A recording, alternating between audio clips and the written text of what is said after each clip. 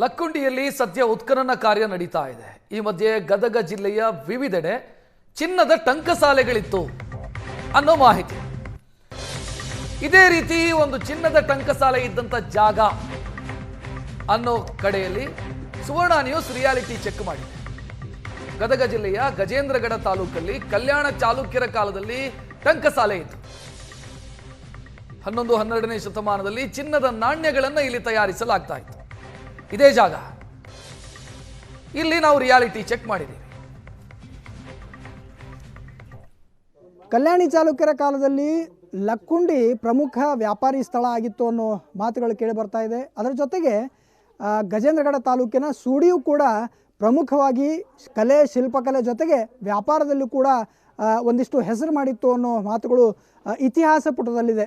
ಈಗ ನಾವು ಅದೇ ಸೂಡಿ ಗ್ರಾಮದಲ್ಲಿದ್ದೇವೆ. ಸೂಡಿ ಗ್ರಾಮದಲ್ಲಿ ಲಕ್ಕುಂಡಿ ಗ್ರಾಮದಂತೆ ಇಲ್ಲೂ ಕೂಡ ಟಂಕಶಾಲೆ ಇತ್ತು. ಆವಾಗಿನ ಕಾಲದಲ್ಲಿ ಪಟ್ಟಣ ಪ್ರದೇಶ ಆಗಿತ್ತು ಅನ್ನೋ ಮಾತುಗಳು ಕೇಳಿಬರುತ್ತೆ. ಈಗಿನ ಟಂಕಶಾಲೆಯ ಪರಿಸ್ಥಿತಿ ಇದು. ಇದರ ಮೇಲ್ಭಾಗದಲ್ಲಿ ದೇಸಾಯಿ ಕುಟುಂಬದ ಒಬ್ಬರು ಮನೆತನ ಒಂದು ಮನೆಯನ್ನು ಕಟ್ಟಿತ್ತು ಇಲ್ಲಿ. ಅದಾದ ನಂತರ ಈಗ ಸದ್ಯಕ್ಕೆ ಅವರು ಇಲ್ಲಿಲ್ಲ ಅಂಥೇಳಿ ಸ್ಥಳೀಯರು ಹೇಳ್ತಾರೆ.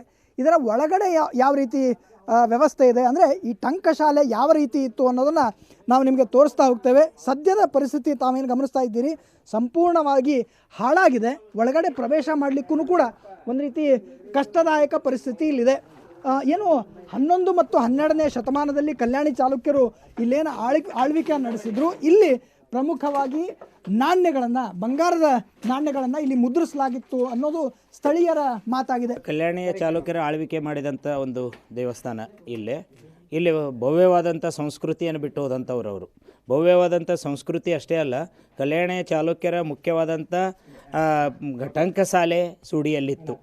ಟಂಕಸಾಲೆ ಇಲ್ಲಿ ಬಂಗಾರದ ನಾಣ್ಯಗಳನ್ನು, ಬೆಳ್ಳಿಯ ನಾಣ್ಯಗಳನ್ನು, ತಾಮ್ರದ ನಾಣ್ಯಗಳನ್ನು ಟಂಕಸಾಲೆಯಲ್ಲಿ ತಯಾರು ಮಾಡಿ ಅವರು ಈ ತಮ್ಮ ರಾಜ್ಯಕ್ಕೆ ಅದನ್ನೆಲ್ಲ ಉಪಯೋಗಿಸ್ಕೊಳ್ತಾ ಇದ್ದರು. ಭವ್ಯವಾದಂಥ ಕಟ್ಟಡ ಸುತ್ತಲೂ ಕೂಡ ಇದಕ್ಕೆ ಯಾವುದು ಈ ಟಂಕಸಾಲೆ ಇರೋದಕ್ಕೆ ಮೂಲವಾದಂಥ ಇಲ್ಲಿ ಯಾವ ಇವುದು ಅಂದ್ರೆ ಸುತ್ತಲೂ ಕೋಟೆಗೋಡೆಯನ್ನು ನಿರ್ಮಿಸಿದ್ದಾರೆ. ಕೋಟೆಗೋಡೆ ಮತ್ತು ಒಂದು ಎತ್ತರವಾದಂಥ ಟವರ್ ಐತಿ ಇಲ್ಲಿ. ಅಂದ್ರೆ ಯಾರಾದರೂ ಈ ಪ್ರದೇಶದೊಳಗೆ ಬರ್ತಾರೋ ಅನ್ನೋದು ನೋಡುವುದಕ್ಕಾಗಿ ಅದನ್ನು ಕೂಡ ಇಲ್ಲಿ ತಯಾರು ಮಾಡ್ಯಾರ.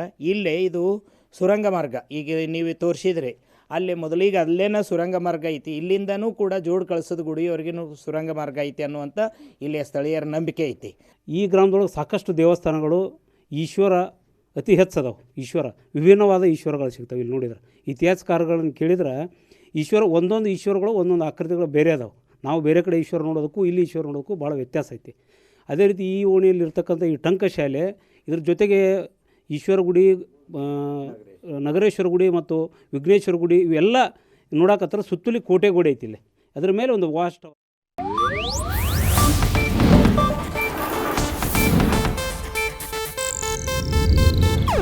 ಇದು ಏಷ್ಯಾನೆಟ್ ನ್ಯೂಸ್ ನೆಟ್ವರ್ಕ್ ಪ್ರಸ್ತುತಿ.